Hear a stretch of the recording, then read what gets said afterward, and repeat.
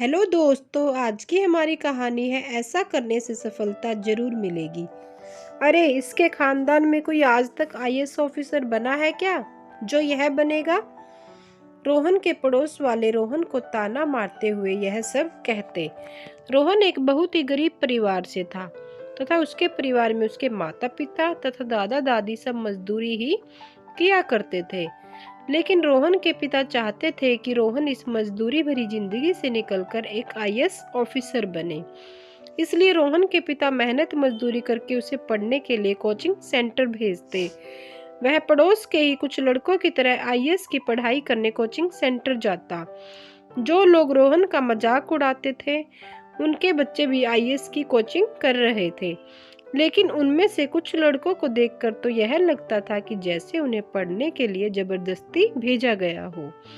उनका अपना कोई मन नहीं था पढ़ने का, इसलिए वह घर से तो पढ़ाई के लिए निकल जाते, लेकिन वहां जाकर पूरा समय ऐसे ही बर्बाद कर देते थे। जब कभी रोहन के पास कोई किताब नहीं होती तो वह अपने पड़ोस के दोस्तों के पास किताब लेने उनके घर चला जाता।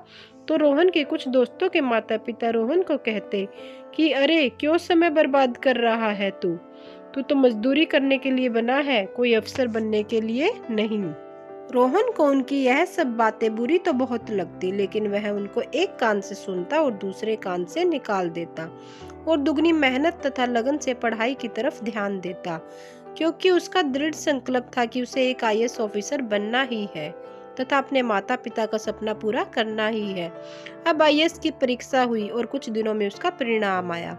परीक्षा का परिणाम देखकर सभी गांव वाले बहुत खुश थे, लेकिन वह पड़ोसी लोग जो हमेशा रोहन का मजाक बनाते थे, वह बहुत शर्मिंदा हुए, क्योंकि आईएएस परीक्षा में पास होने वाला उस गांव में से इकलौता लड़का था रोहन।